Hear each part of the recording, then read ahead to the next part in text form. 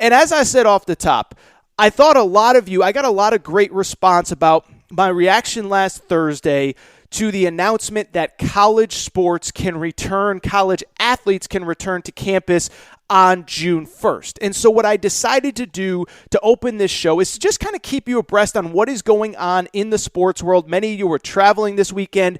You weren't in front of a TV. And so a lot of you loved last segment. I want to do the same today and just kind of get you updated on where things are, what is going to happen, and what the next steps are for all major sports.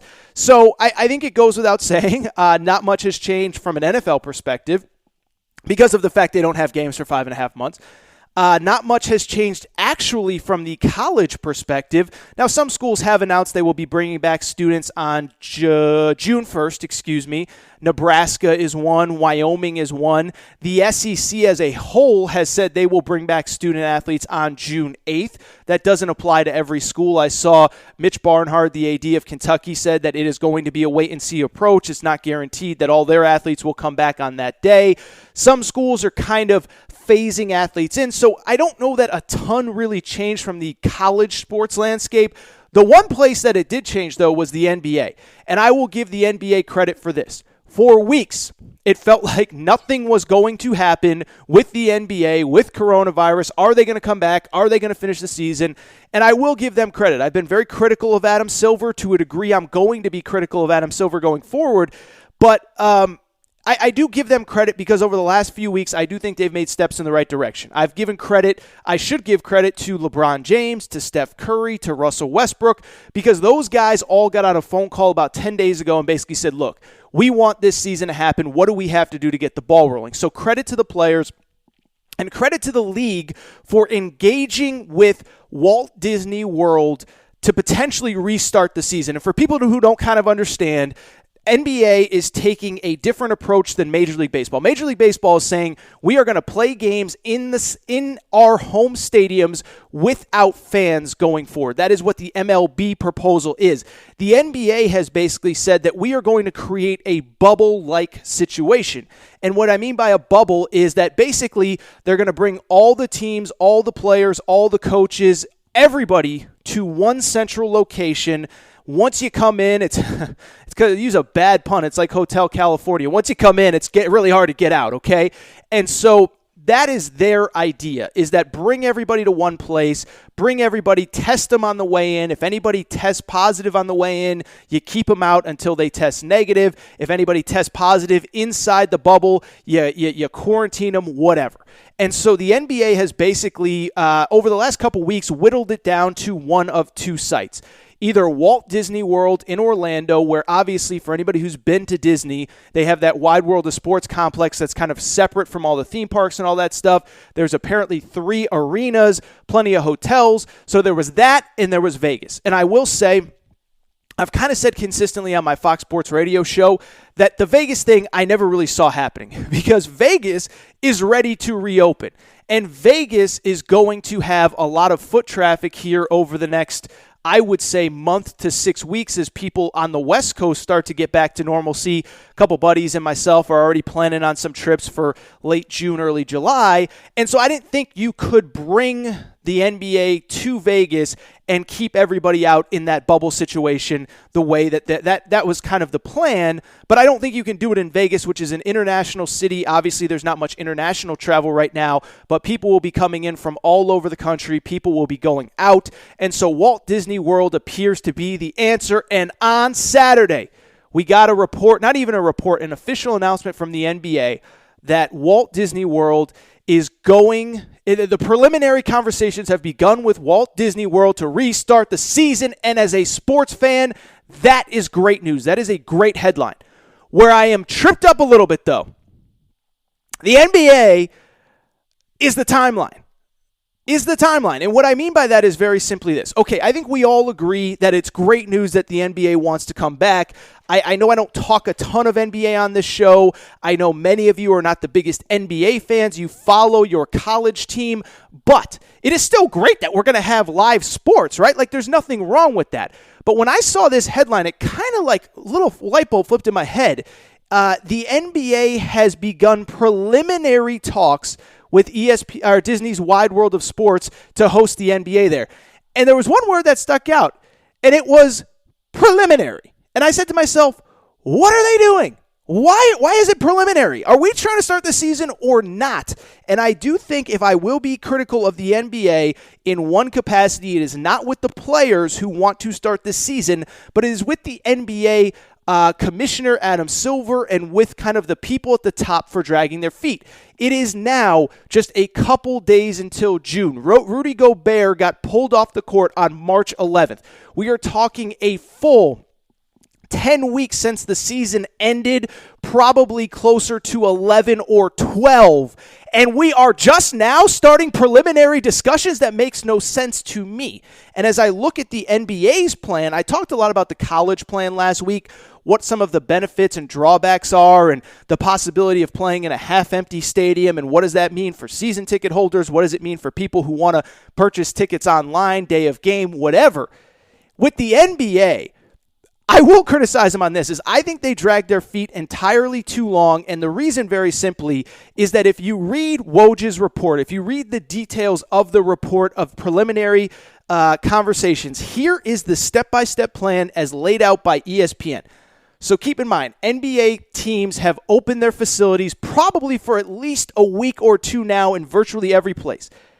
And here is the NBA's plan going forward. They engaged in preliminary discussions this week. Probably should have had those preliminary discussions a month ago. Now here is the NBA's plan. It includes an initial 2-week period recall of players into team marketplaces for a period of quarantine, then another 1 to 2 weeks of individual workouts at team facilities, and then finally a 2 to 3 week training camp before the start of the season. And I got to say, that's a lot of time. That's a lot of time. And I don't mean to yell and scream, and it's Tuesday morning. You guys are just getting your coffee, and Torres is coming in hot like Torres always comes in. But think about this. We are now about to hit June 1 later this week, people, and the NBA is just now starting preliminary discussions, and they're talking about 7 more weeks until the start of the season. The other thing on top of that is that the NBA wants to actually play regular season games before they start the playoffs. And in some capacity, I do understand that part. I do understand that you don't want to throw these teams into playoff competitive situations when they haven't played for a while. But if we're now talking about, again, as this is from ESPN, that there is going to be a 2-week quarantine period, then another 2 weeks of individual workouts, then another 2 to 3 weeks of team practice and basically a mini camp, a training camp. We are talking about 7 weeks to the start of the season, and then probably at least another week or two until the playoffs. And so if you just look at a calendar, I'm not claiming I have the insight of Woj or Shams or any of the best NBA reporters out there. If you just look at a calendar, though, that is 8 weeks from now to start the season. That is about the middle to the end of July to start the season. And I'm sitting here saying, what are you waiting for? And I will say this. I think over the next 6 months, we are going to see how the NBA screwed this up so bad. And I'm not saying that they should rush players back if they don't feel it's safe or it's healthy or they have a plan in place. But what I am saying is very simply this. If the NBA had been proactive, the way that NASCAR has been proactive, the way that UFC has been proactive, the way that even college athletics have been proactive in making a plan, having a plan, putting a plan in place, the NBA would have had this incredible window where if they had come back, say they had put this plan in place a month ago, say the preliminary discussions had started even May 1st, even May 15th, and you start that quarantine period now, you started at the end of May, the beginning of June, you're talking about the NBA returning July 1st, July 4th weekend where we're all going to be having a good time, having a few drinks, sitting in front of a TV, barbecuing with friends and family. You have the NBA open then. You have the NBA play its playoffs by the middle of July, and you have like a 1-month period where there is nothing else on. You get to the late rounds of the playoffs in early September where you actually have a chance to compete with the NFL. That's what the NBA should have done. And again, I'm not saying to rush them back if it's not safe, but we have safe protocols now. We have safe protocols. We did golf on Sunday with Tiger Woods and Phil Mickelson and Tom Brady and Peyton Manning. We've done NASCAR. We've done UFC. There are safe ways to do these things. And I just look at the NBA and they're dragging their feet, and I think they missed their window because just think about the calendar now. Think about the calendar now from this perspective. We are talking about 8 weeks until the actual start of games. That is the middle to the end of July. Okay, no big deal. Then you want to play a couple regular season games. We don't know how much that is. It could be a week. It could be 2 weeks.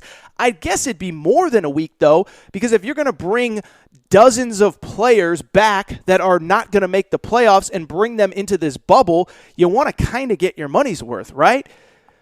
And so I think we're talking at least 2.5 weeks, 3 weeks, who knows, of the regular season just to get to the playoffs.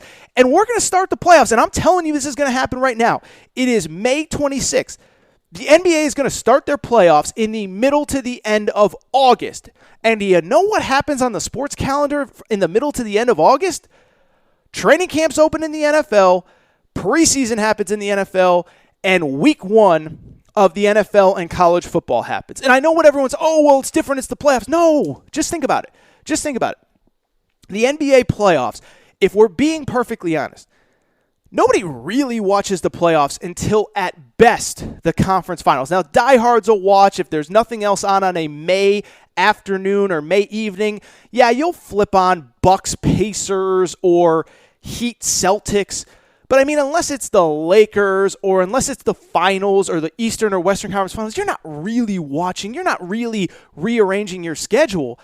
And now the NBA is going to open their playoffs when nobody really cares all that much, right around the time that the NFL is going to be opening training camps.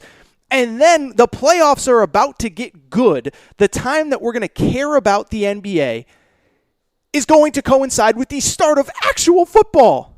And I'm sorry, and I know people will say, well, it's really only one day. With Sunday, you have Sunday NFL football and da-da-da. No, not really. If we're really talking about it, we now have Thursday night NFL football, which you might not like. It does monster ratings. We have Saturday college football. We have Sunday all-day NFL football, and we have Monday night football.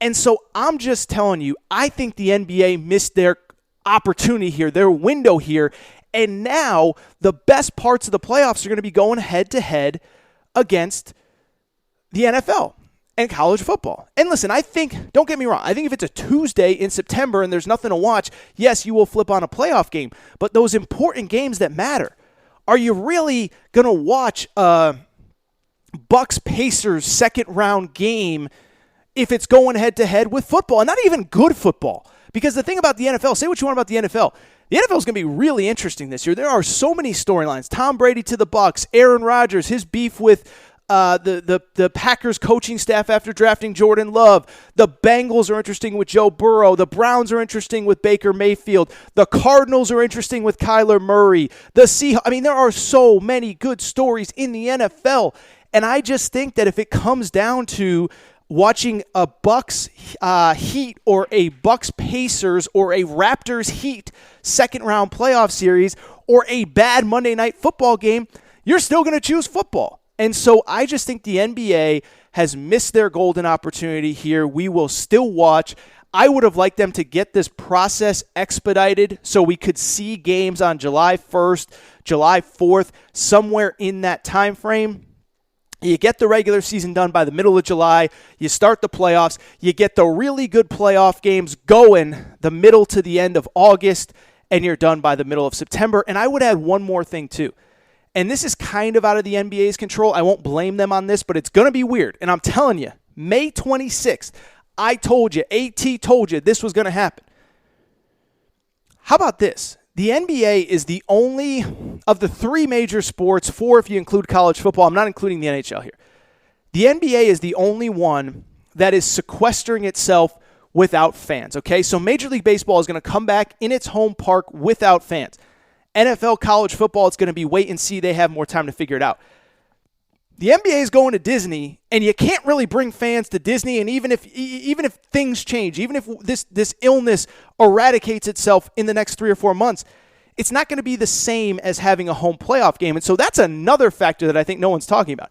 We could potentially in September be flipping between an Eastern Conference Finals game with no fans in the stands and then flip to a Monday Night Football game with full fans in the stands. And I just think it's going to be really interesting in how that dynamic plays out of, does the NBA feel even more small time because they're playing without fans? I do think, though, it is something to watch. And I listen, for the 100th time, I'm not saying the NBA should rush their players back if they're not ready. But, man, that July window, when everything's getting back to normal, when people are still taking those vacations they've had planned for the whole year, that is a great time to come back, a great time to get people watching, and I think they missed their window.